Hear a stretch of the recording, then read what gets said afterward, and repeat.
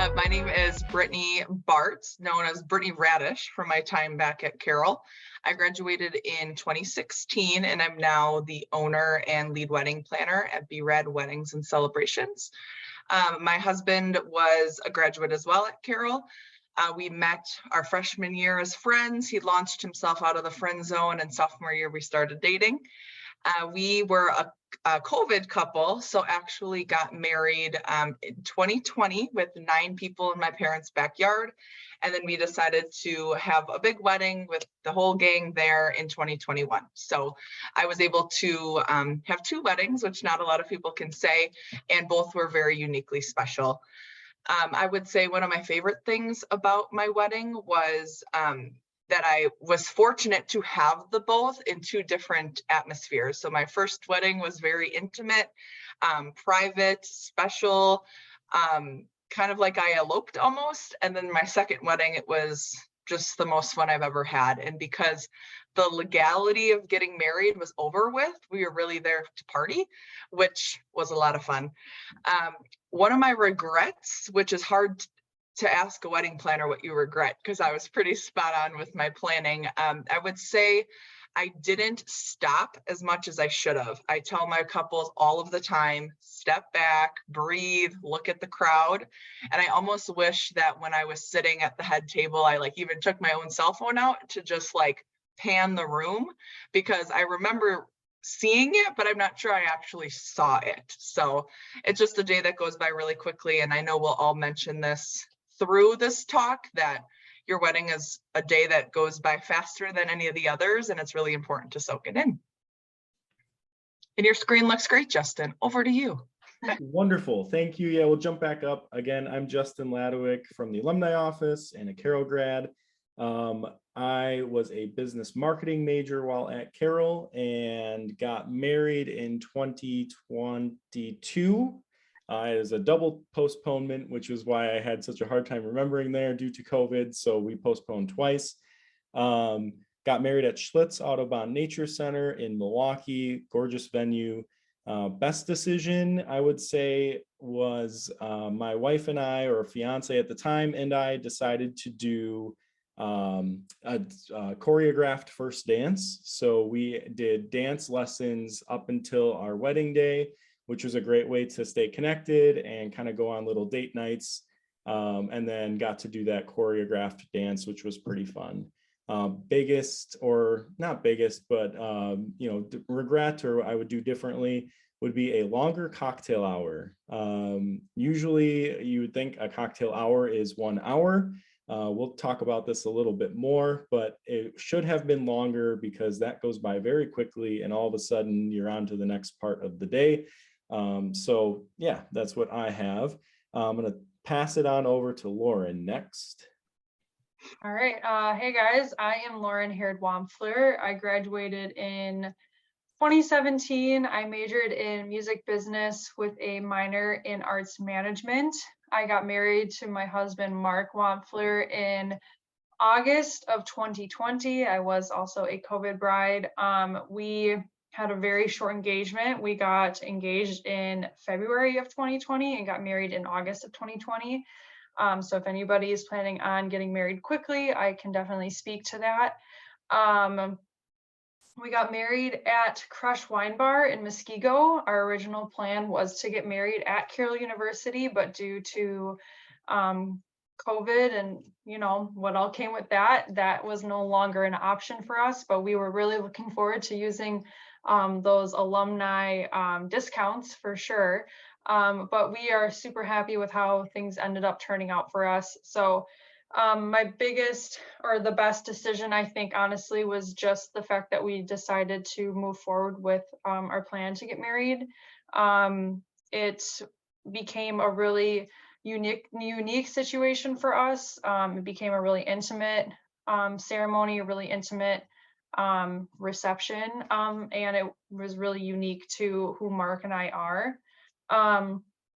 Something I regret, and this is maybe a little grim, but I wish I was in a better place mentally, and I wish I would have taken care of myself a little bit more leading up to my wedding. So that's just a tip I have for everybody, is that you should maybe just make sure you're in a good headspace before you get married so you can truly enjoy the process. Yeah, hello. I'm Bailey Liebherr, formerly Miller, and I graduated with my bachelor's degree from Carroll in 2021, and I actually just finished my master's degree at Carroll in January. I married my husband Ryan in July of 2022, so just this past summer, and we met on my first day at Carroll. I went to a meeting and I asked if I could sit next to him and he said no. So off to a great start. But no, we were college sweethearts, and our wedding was it was the best party I've ever been to. I have a really hard time choosing a regret because I don't really have any. But my best decision, oh, hold on. I'm gonna back up. Venue. We also got married at Schlitz Audubon, just like Justin. Beautiful, beautiful venue. I think our best decision in the wedding planning process was one night a week. We picked Tuesday. We sat down and we either went out for dinner or we made dinner together, and we got some kind of wedding planning thing done. We checked something off our list together. And that was a really awesome way for us to both take ownership over the wedding planning process and also just like be together. Which, as being in grad school and planning a wedding at the same time, 0 out of 10 do not recommend. But it was a good way for us to actually slow down and spend time together while planning. A regret I have is I forgot to buy a wedding cake. We had crumble cookies as was like our main dessert. But my husband is gluten, dairy, and egg intolerant, so he could not eat anything. And so I was gonna buy him like a gluten-free, dairy-free, everything free cake, and I forgot. So that was on me, but I can think that's really honestly the only regret I have. The day was perfect. So yeah, that's me. Awesome. Well, thank you all for sharing some insight. What we're going to move on to next is kind of thinking about getting married. I want Lauren and Bailey to kind of talk about maybe some of the questions that you had right out the gate, or maybe some questions that you wish you would have had, kind of surrounding some of these topics. And then from there, Brittany and I are going to kind of try to answer some of those. And if anyone else wants to throw any questions in the chat, feel free, and we can make sure we cover them. But Lauren and Bailey, what were some of the questions that you had when you started planning? Yeah, for me, the first thing was, where do I even start? It was a really overwhelming process initially because I knew I wanted to get married quickly, and so I knew I needed to act fast. So for me, it was just, where do I start? Once I got started, how do I end up married? That was the biggest part of it. How do I legally get bound to this person? So those were my two big things. Yeah, I think for me, we got engaged in December of 2020, so it was really like, how long should we plan to be engaged? Because COVID obviously threw a wrench in a bunch of things, but I think we were trying to figure out what was going to be the most cost effective and cost efficient for us, because looking at our budget, we knew that we weren't going to be able to afford something super giant and extravagant, but we still wanted it to be very special and unique to us. So just finding like the balance between those things, I think that was like my biggest question, I guess. And then just staying in communication with vendors and stuff like that, and finding vendors was definitely the biggest thing. So Awesome. Well, thank you both for sharing, kind of covering this vision, budget, and timeline structure. I think some of you are some of the things you said were nailing those right on the head. How quickly do we want to get married? What do we want our day to look like? Style wise, how big is our guest count? What is our budget? All of that. And really to Lauren's question of where do I even begin? Really in our opinion and in my opinion, and hopefully Brittany would agree, choosing your venue and some of your vendors are going to be your first start. So thinking about your vision, is there a venue that comes to mind that you've either been to or that fits your aesthetic that you're going for? Is it a rustic barn like in the photo? Is it a hotel with a ballroom attached for the ease of getting to and from that overnight accommodation? And then figuring out when they are available. Now, for those that want to get married quickly, a formal wedding venue is going to be booked out at least likely a year in advance, if not even a year and a half to 2 years. COVID really lengthened everything because a lot of people were rescheduling. So now as folks are trying to secure venues, you kind of have to look far out, especially in that peak wedding season of, late summer, early fall. But once you do find a venue and secure that venue with the date and the deposit, you're going to want to start looking at some of those other top priority items, which would be like your catering service and your bar. Those are going to be important to lock in because they also schedule out very far in advance.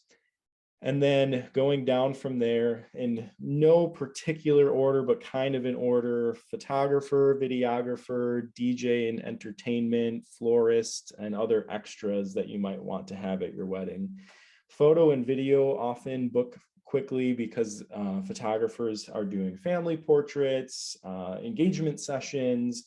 Maybe they're even doing other things outside of the wedding industry, so they tend to book pretty quick, especially if you're looking for something like fall photos. There's only a limited time here in Wisconsin that it looks pretty in fall. For Megan down in Miami, I don't know everything about the Miami market, but I would assume they're probably not shooting photos in the dead of summer when it's super hot and humid. I could be wrong, but that's my assumption. So kind of looking at Definitely not. looking at where Avoid you're that. located and kind of trying to figure out when those busy times are going to be so that you're aware and ready when you go to book those different things.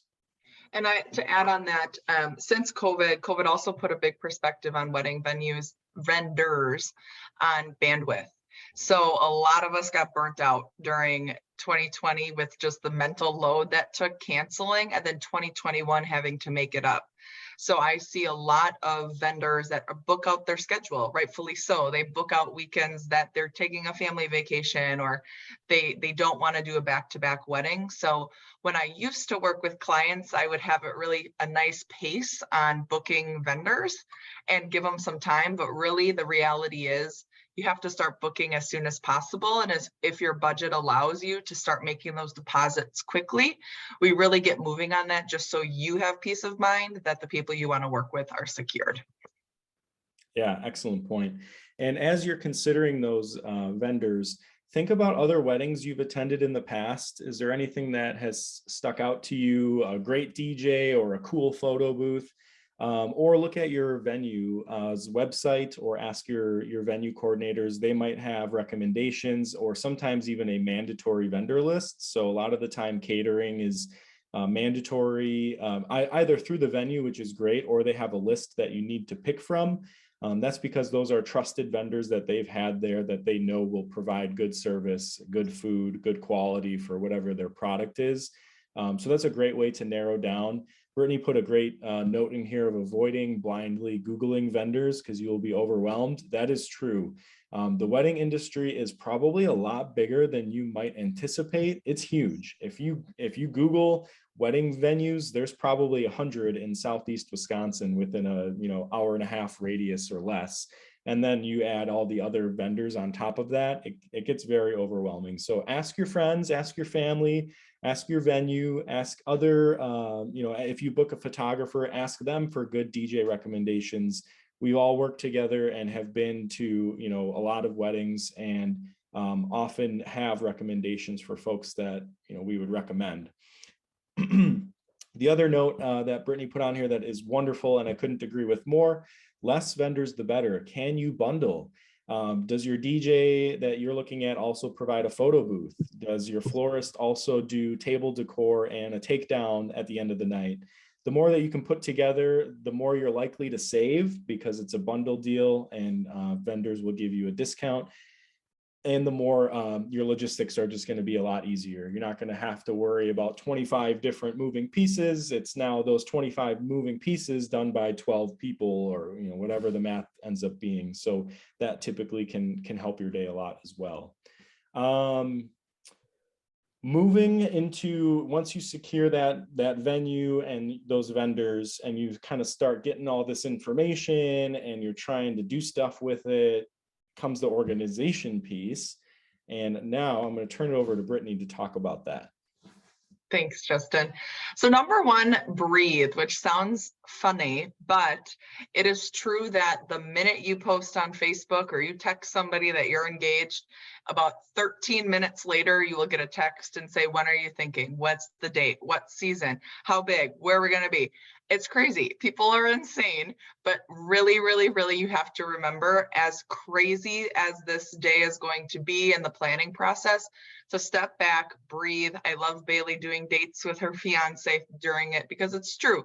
It can get very overwhelming, but that's why hiring a planner, if you're able to, a coordinator or vendors that you trust, is just so much easier, because you know that they're going to take on a lot of the work for you. So like I had mentioned, secure those vendors as soon as possible.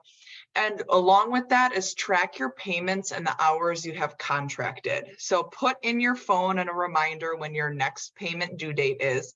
Those totally sneak up. A lot of your final payments are due 1 month prior to your wedding.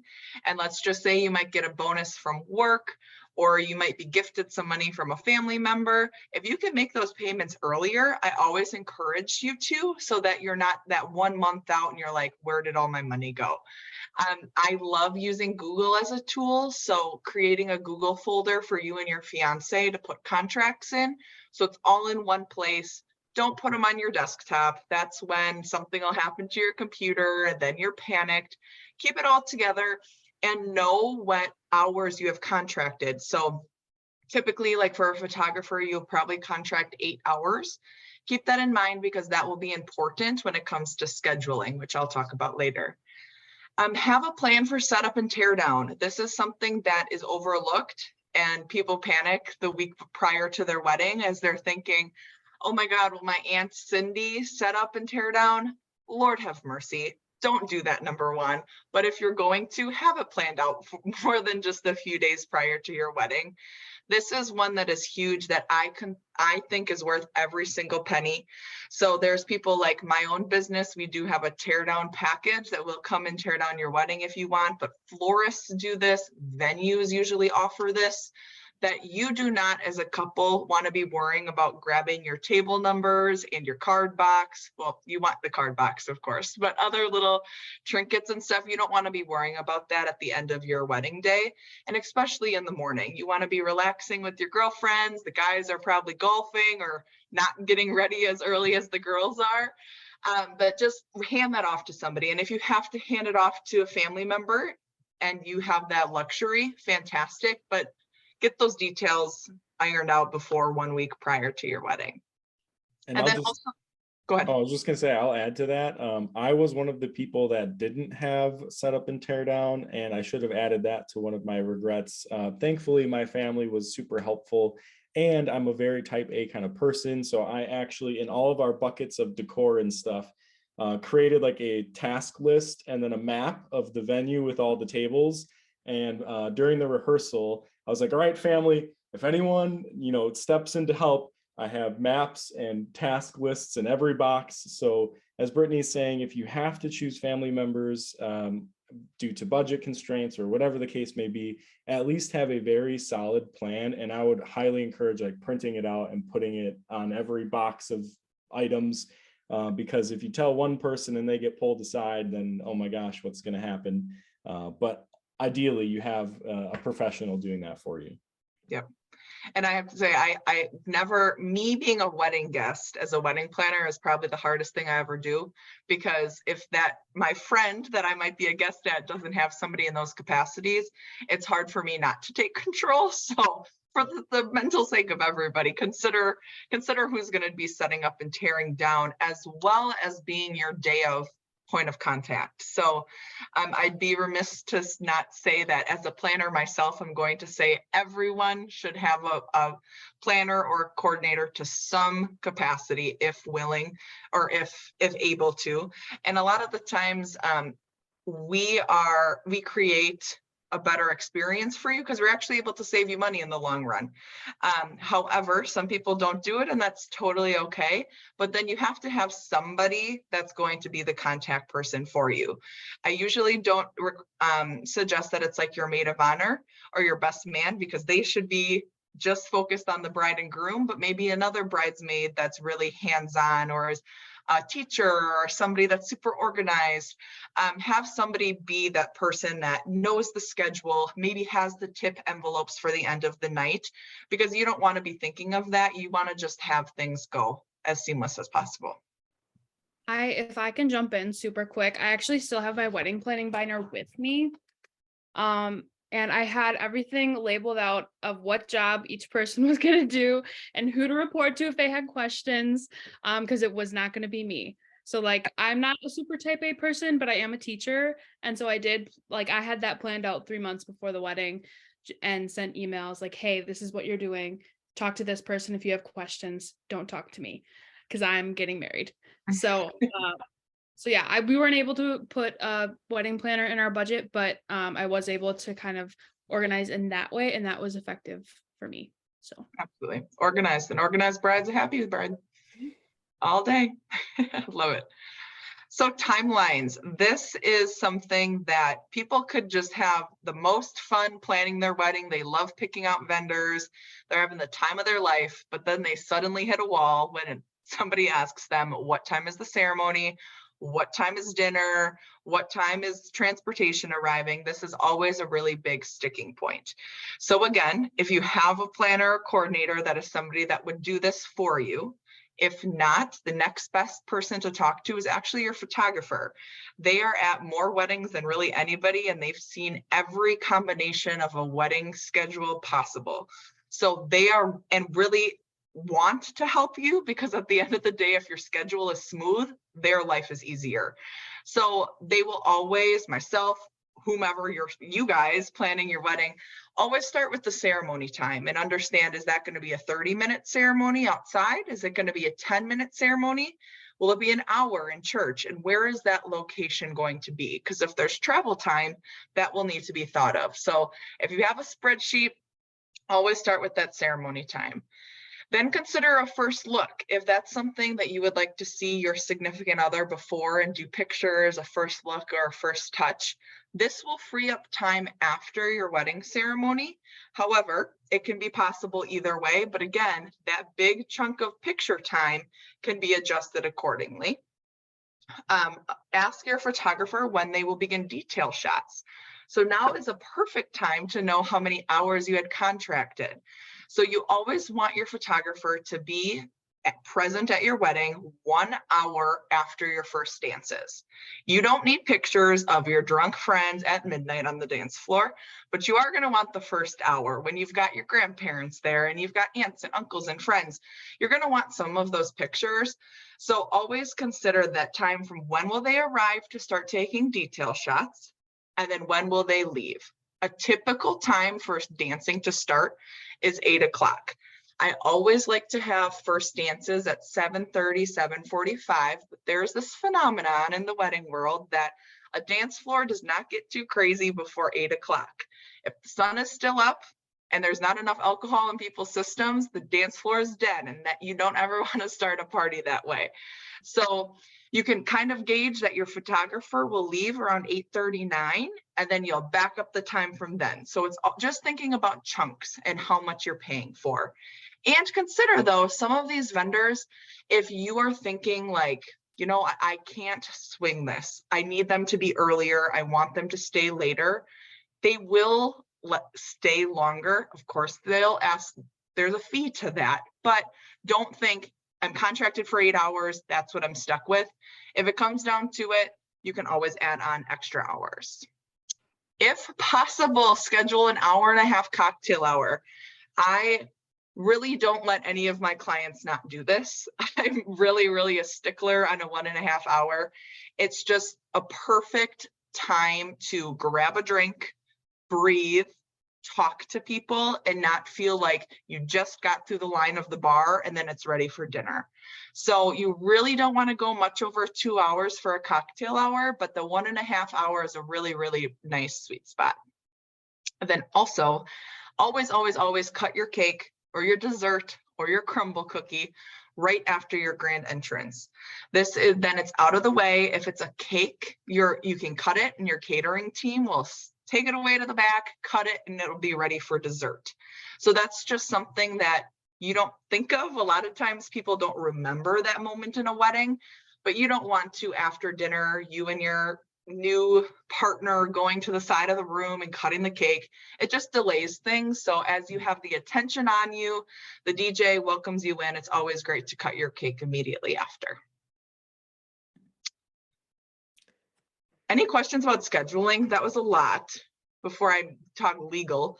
Any questions, comments, concerns when it comes to scheduling? Yeah, again, feel free to use the chat if you're not feeling like you want to vocalize it. Otherwise, just unmute yourself and feel free to throw it out there before we continue. Any timeline questions, finding venue or vendor questions?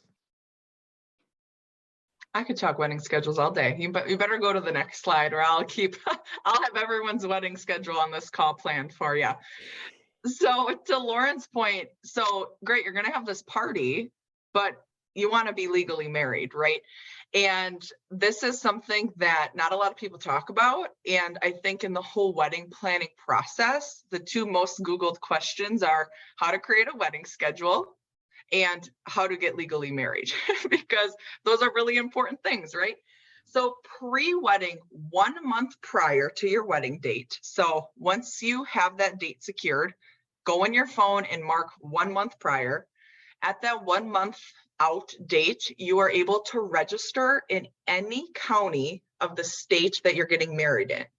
It used to be in the county that you reside in. That's no longer the case in Wisconsin. I cannot speak for other states, but you are able to go in. Now, because of COVID, a lot of these county register of deed offices, they actually require an appointment.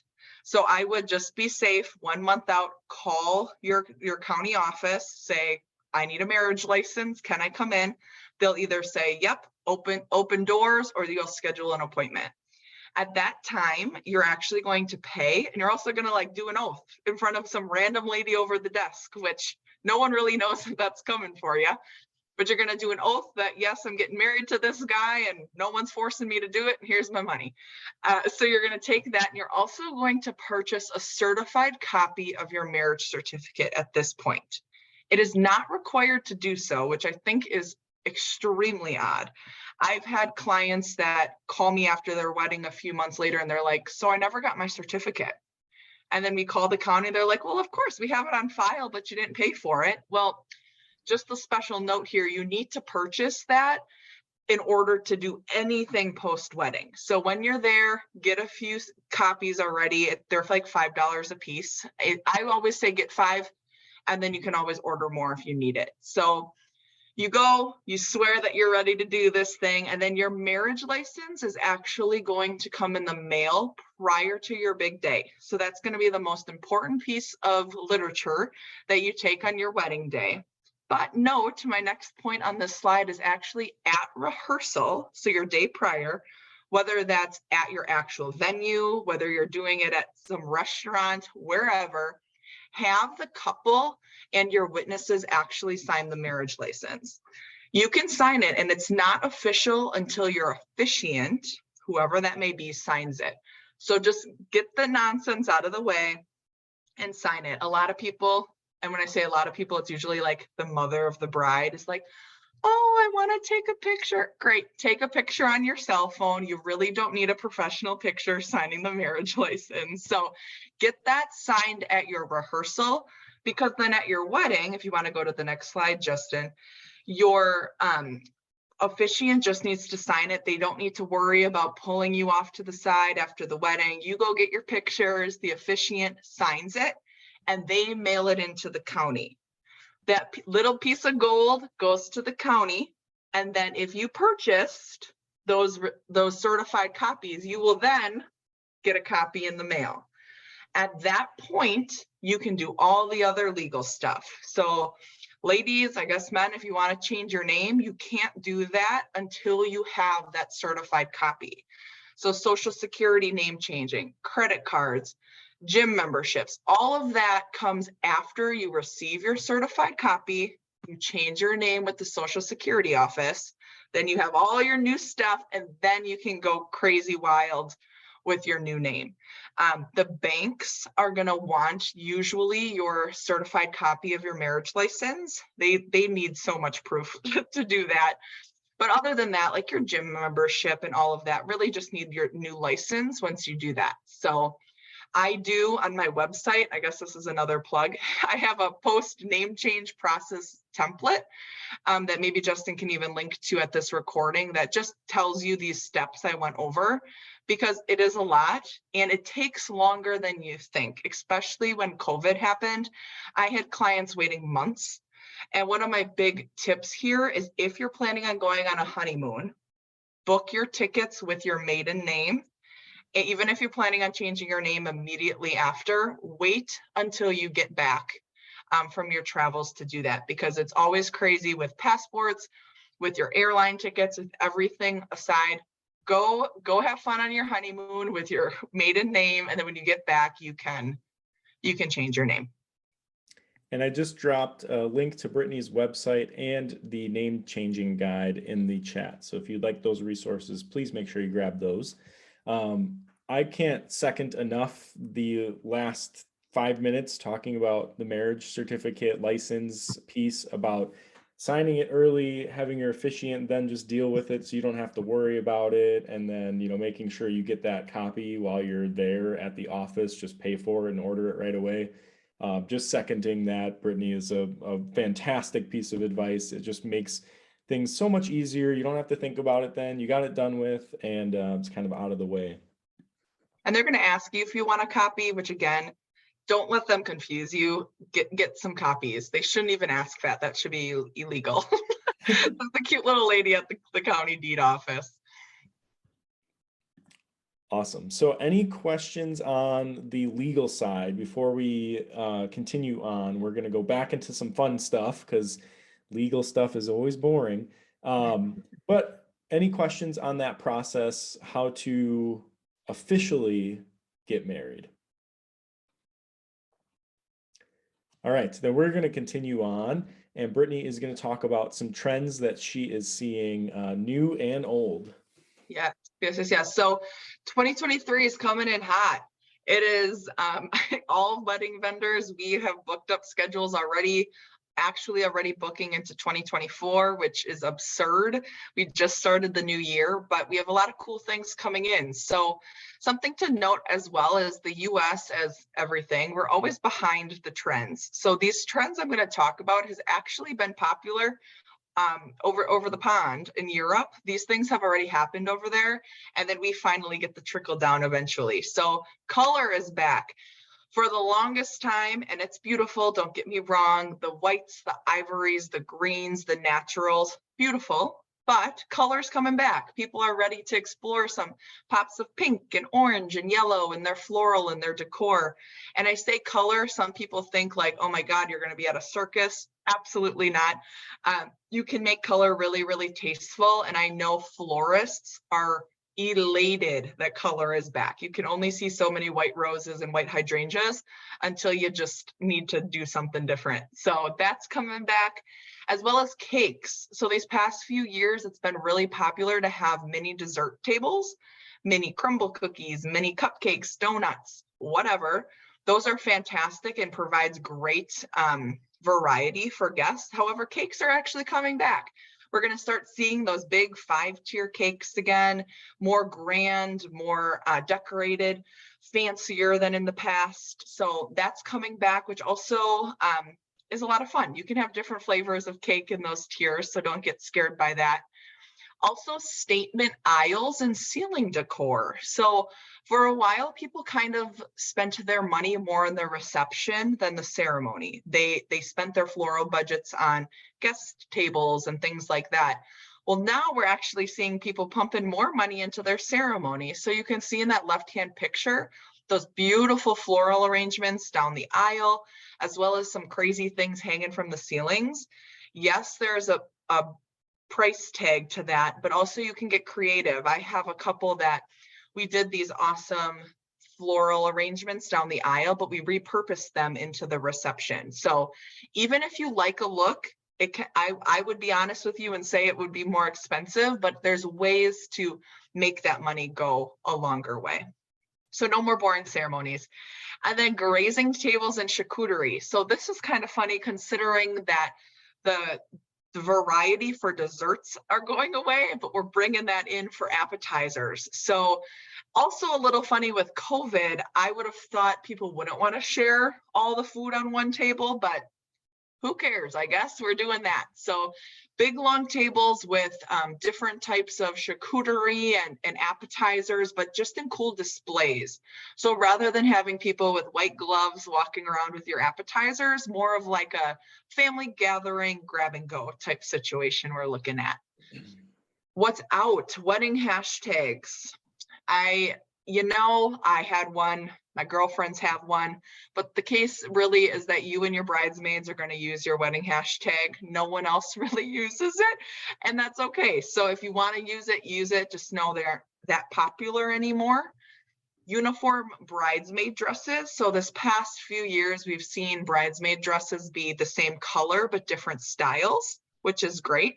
Now people are starting to explore different patterns, different textures, still in the same color realm, but just mixing it up a little bit more. Welcome bags for those guests, people that have weddings that have a lot of people coming from out of town and staying in hotels. It was really common to do some type of a welcome gift at hotels. That could be a little bag with a thank you note and a bag of chips, or some people go crazy and do it really customized. Those are going away, which thank goodness, that is an expense that I tell a lot of my clients to cut out of their budget anyway. And lastly, an interesting one is signature drinks. So a lot of times clients have like a groom and a bride drink at the bar. Those are going away, but instead a drink experience is coming back. So cute beverage carts. Or there's these really cool, and I forgot to put a picture on here, but like a greenery wall that you ring a bell and then a hand pops out of the wall and gives you a glass of champagne. So it's still a cool drink, but it's more of an experience. And now you have to think, if you have an hour and a half cocktail hour, you have more time to experience that and have fun with it. So people are always looking for ways to get creative. I love seeing some of these things come out.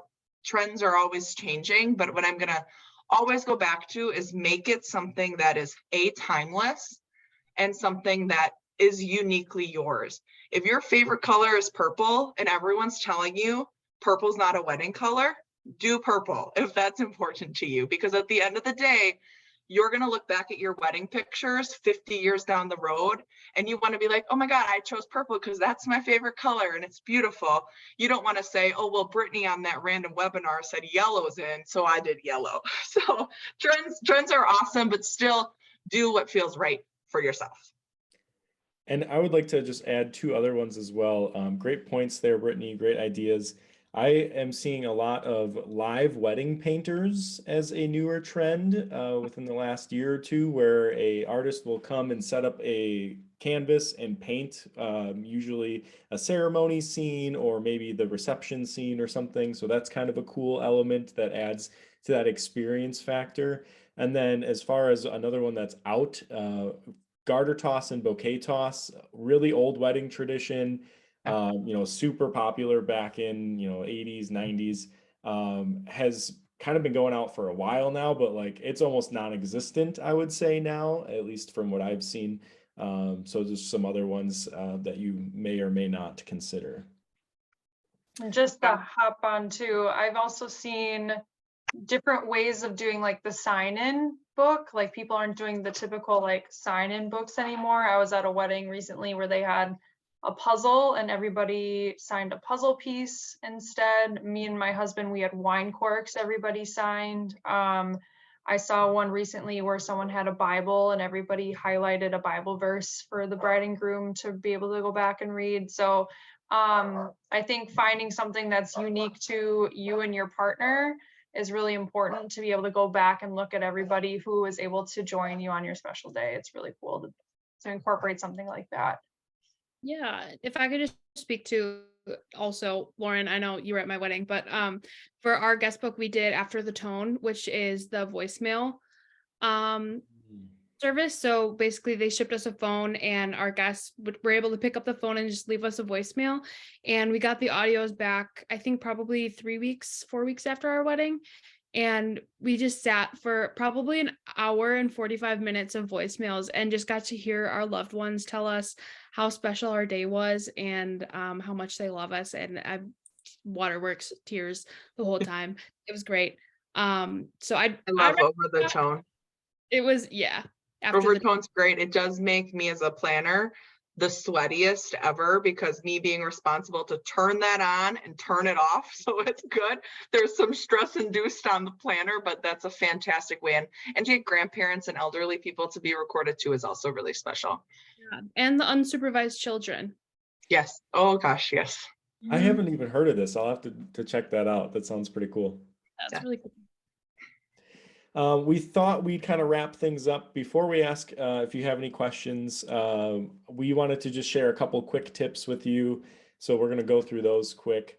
I would say shop around and select vendors that make you feel excited and at ease. You don't just want to pick someone because they fall on your budget, and you don't just want to pick someone because your friend said that they were good. Meet with them, take advantage of those tastings for catering, take advantage of consultations with your vendors.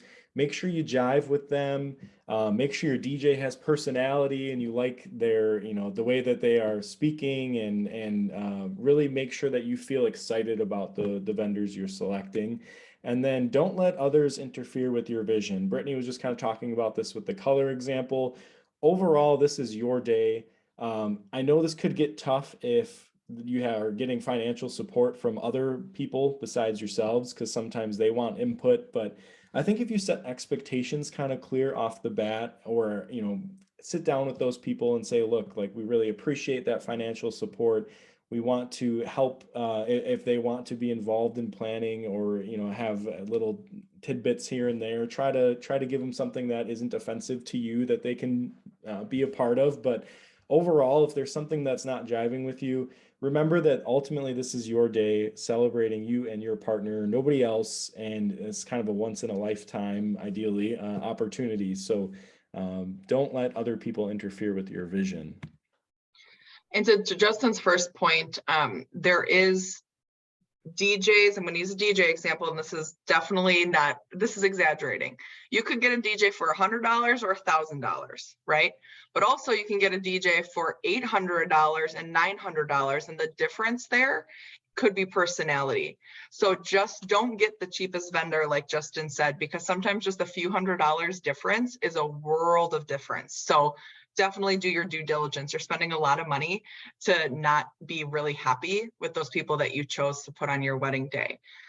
My first tip is it's okay to change your vision. So for those couples that have been engaged for over a year, over 2 years, if you loved some idea or you loved donuts when you started and you hate the sound of donuts by the time your wedding came, let's change it. If you didn't put a lot of money down on something or you didn't pay for it yet, it is okay to change your vision. I see a lot of people get nervous when we're at those final meetings and they're like, Brittany, I don't even really like green anymore, and I have green tablecloths. Okay, well, let's change the color of the tablecloth. It's not life or death. So it's okay if your vision changes.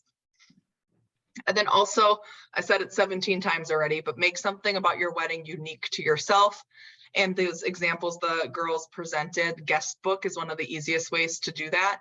And I will say I've been to a lot of weddings and I always remember people's guest books if they're different and they are unique to themselves. So mine was cornhole games that I had people sign the boards, then we lacquered over them. So at all of our parties, we have those out. So make it unique to yourself and you won't regret it.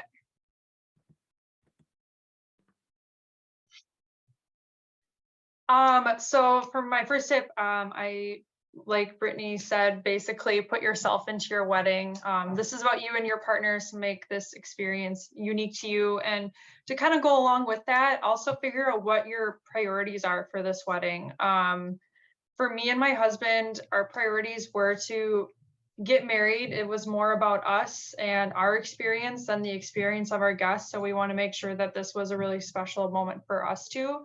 And then we also want to make sure this was a really sustainable wedding. We want to make sure we were being as eco-friendly as possible. So we did a lot of things that were, what did we do? We did virtual invitations. We didn't send out any mail. We did most of our shopping secondhand or at antique stores. So things like that are really important to figure out right off the bat.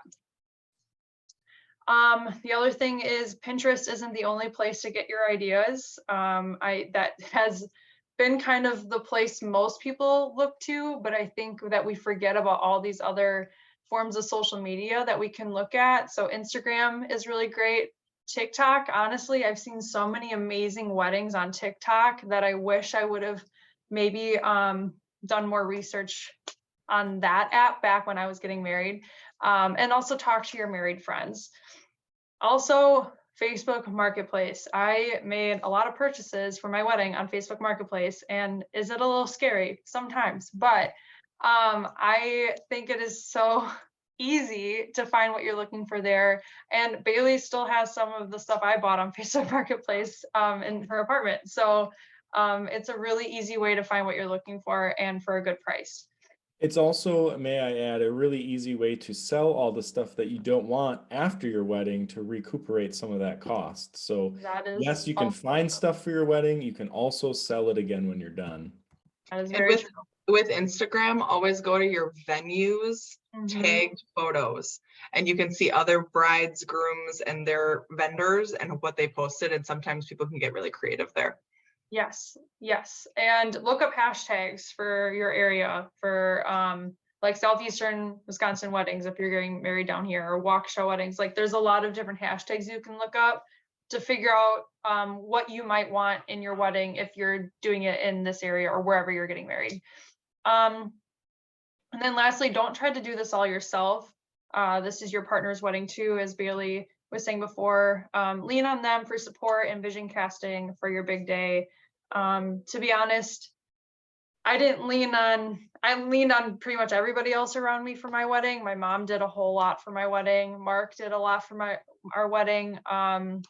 He ran spreadsheets like a freaking genius. That was literally a lifesaver for both of us, was making sure everything was that organized and in a shared document for the both of us. So just lean on the people around you because they really do care about this day and wanting to make it special for you.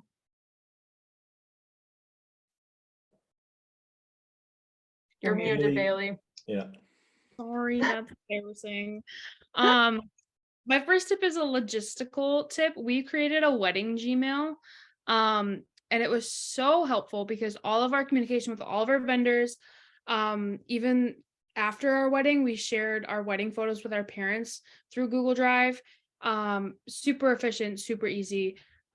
Just makes all the moving parts and pieces not as crazy and stressful. Yeah, I second that one big time. We made a wedding email, but like halfway into planning, and I highly regret not doing it sooner because then log in, both people log in on your phones, then you're all seeing it at the same time. You're not having to, oh, what did they say? I didn't see the email. So yeah, definitely do that. Yeah, and then I also just like really recommended kind of like what Ryan and I did, plan like a weekly, or if that's like too much for you and you want to take it a month at a time, make it like a monthly date night, and really just like hang out with your person and get some planning done. It doesn't have to be as stressful as maybe doing it alone might be. Like you guys can sit down, hang out, do it together, put on a movie, scroll TikTok together, whatever. Just kind of like make it fun. And then my last thing was traditions are great. But it's okay to change things up if they don't feel authentic to you and your partner. I think what really solidified this for me was the bouquet and garter toss. My dad is a wedding DJ, and so he was like all gung-ho about it. And I was like, absolutely not. Not comfortable with that. And so that was something that I really had to like practice putting my foot down on, was just because it's tradition doesn't mean that I have to do it.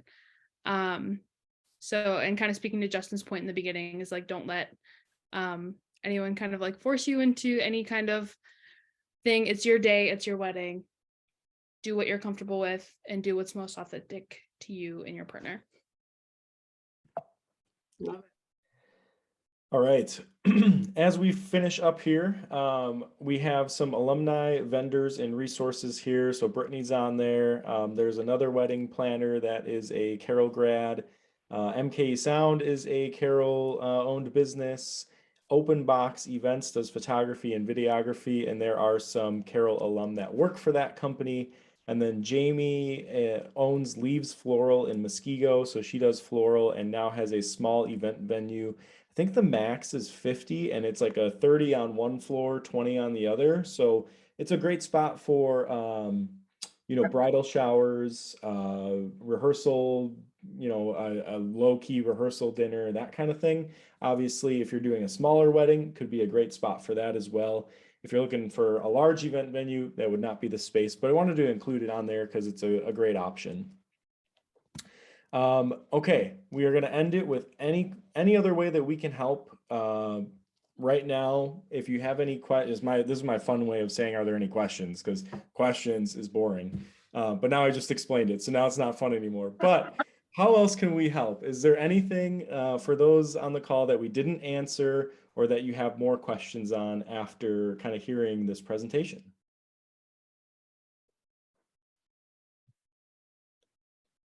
We're just that good. Oh, Megan, I love it. Raised your hand.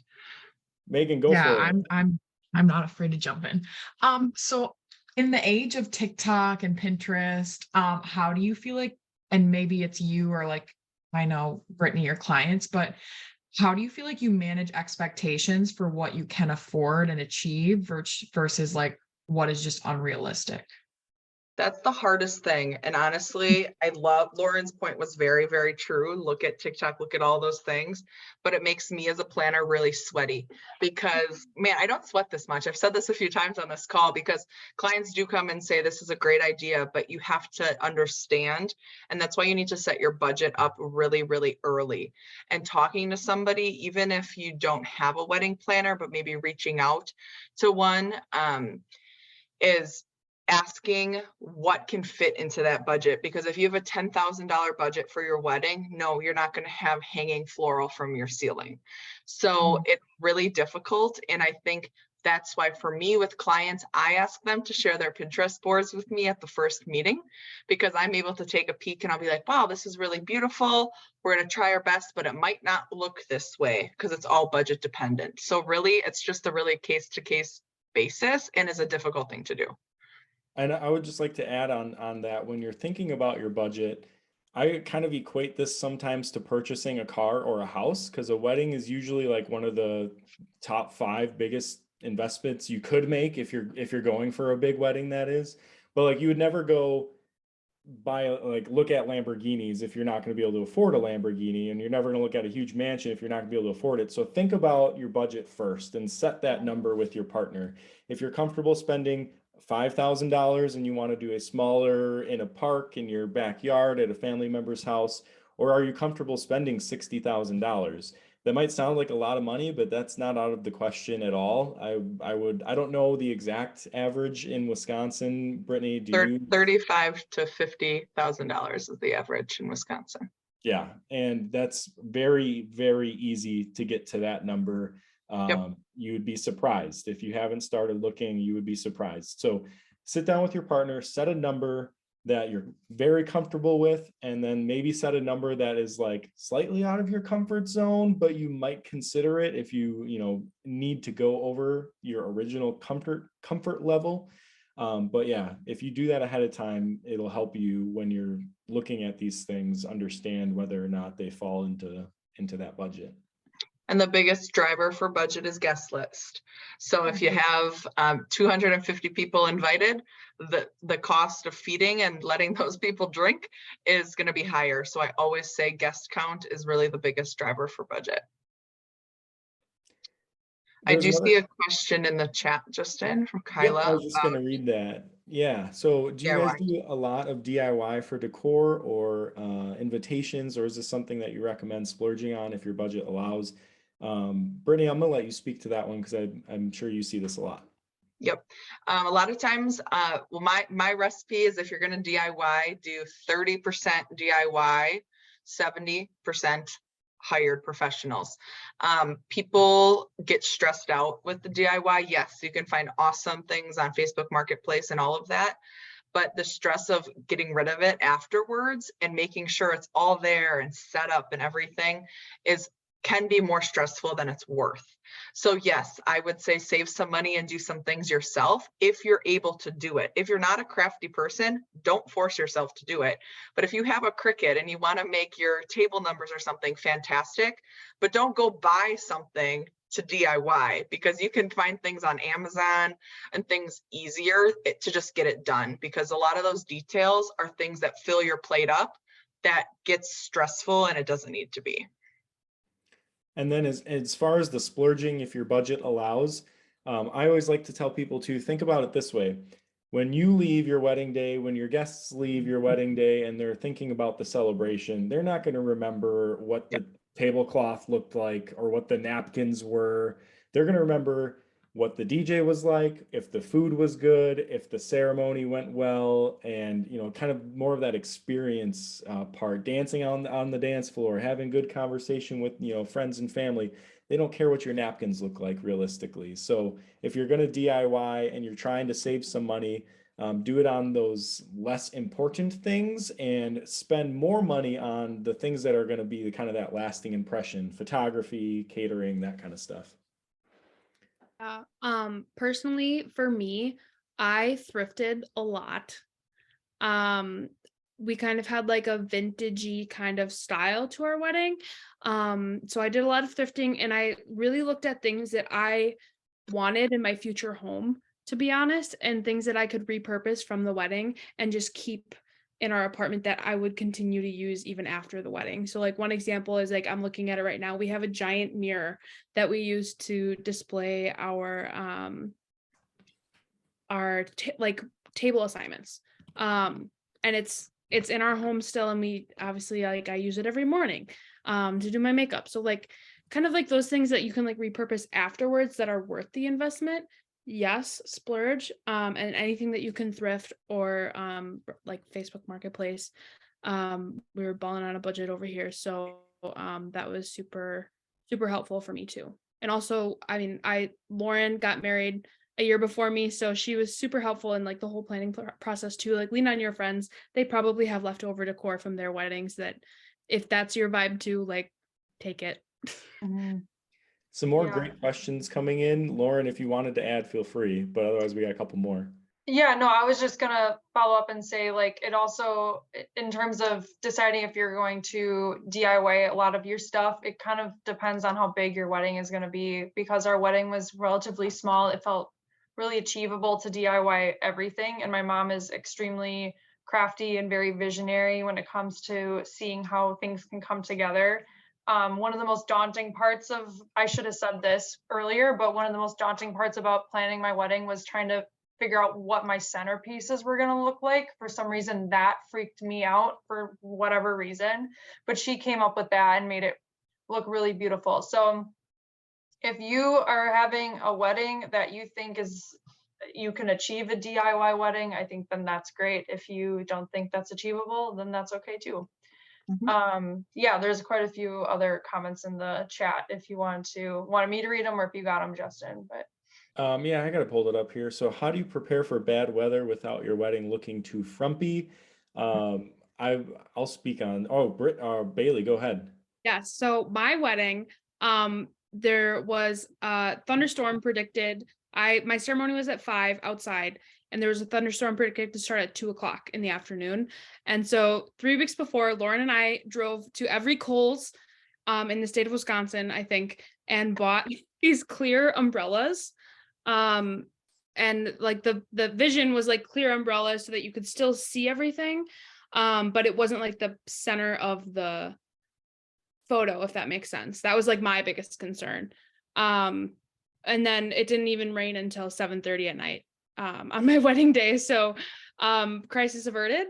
But yeah, so I think just like finding things like that work with your theme and like your style was my go-to on that front. If you're getting married in the summer, if you're getting married in the winter, I might defer to Brittany and or Justin.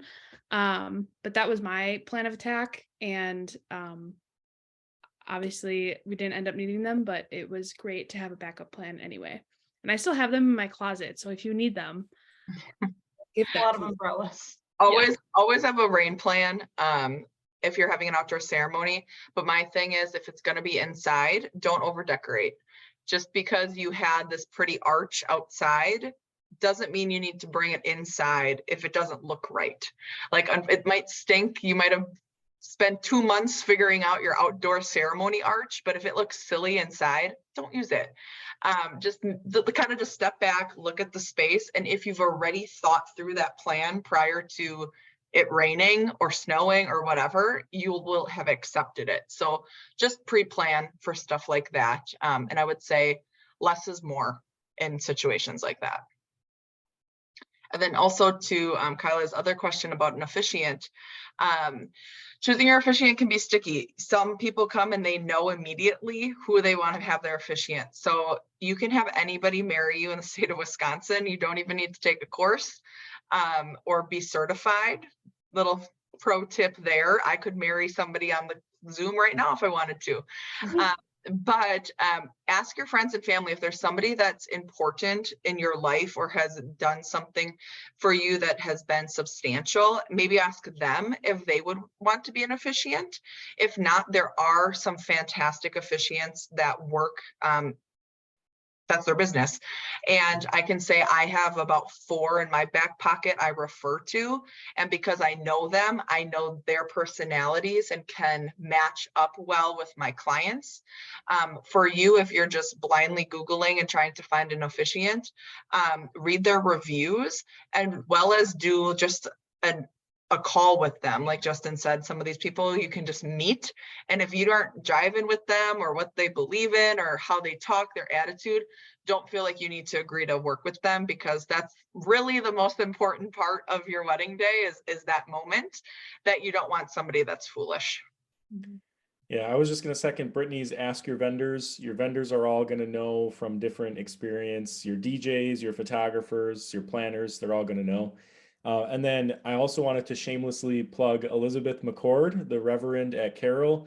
She is incredible. If you are not familiar with her, depending on when you graduated, I think she came to Carroll in like 2017, 2016, 17. She's amazing. I'm not religious, and religion aside, she just knows how to, she's got such a great everything.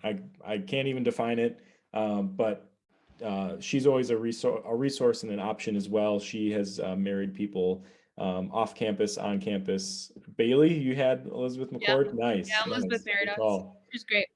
Our plan was to have a double officiated wedding. Mark and I wanted to have Elizabeth and our worship pastor, Bradley from Bridge Church. He's no longer at Bridge, but that's besides the point. So we had worked out a whole plan to have the 2 of them officiate our wedding together. And the day before at our rehearsal dinner, Elizabeth got sick and she could not be there. But so we were devastated because that was one of the ways we were really excited about making this wedding unique to us and unique to Mark and I's stories. But that all to say, there are a lot of like cool options like that. If there are people in your lives that you treasure and you hold close to you and want to be a part of your ceremony, there are cool ways to incorporate them beyond like making them a flower girl or a bridesmaid or something like that. So as you see here, I transitioned the slide into some other upcoming topics. If you have any other questions, feel free to throw them in the chat now. I just hadn't seen any other ones come in. So we do have some other upcoming topics kind of relevant to what's going on in the world. So how to vote, filing your taxes, which are coming up very fast.